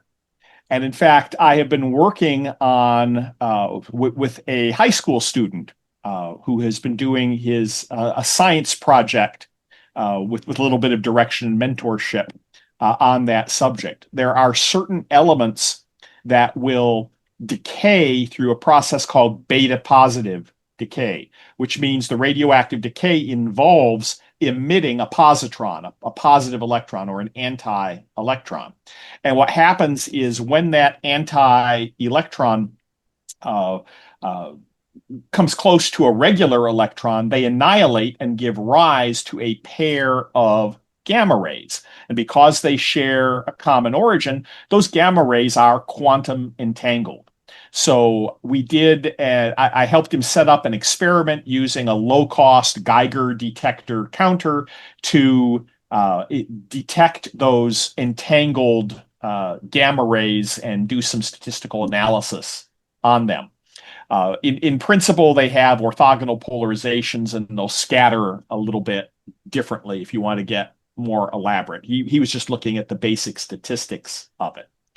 Also, interestingly, it turns out that antimatter gets produced in a lot of atmospheric electrical activity. When you have lightning, sometimes you get positrons being created. You can detect the characteristic frequency of gamma rays that you get when an anti-electron and an electron combine, and you can detect that coming out of lightning in lightning storms. So the fields are strong enough that they can actually create an electron positron pair. And then when that positron annihilates, it generates that characteristic gamma ray. So I think there's pretty solid experimental evidence to believe that antimatter does exist. And I've dabbled a little bit in understanding and working with positrons or anti-electrons.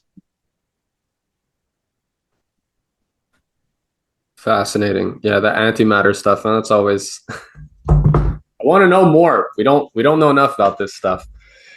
Well, hence, hopefully we have a lot more independent researchers. You seem to be setting a good standard, Hans. So on that note, I think this is a good place to conclude today's Sunday lecture.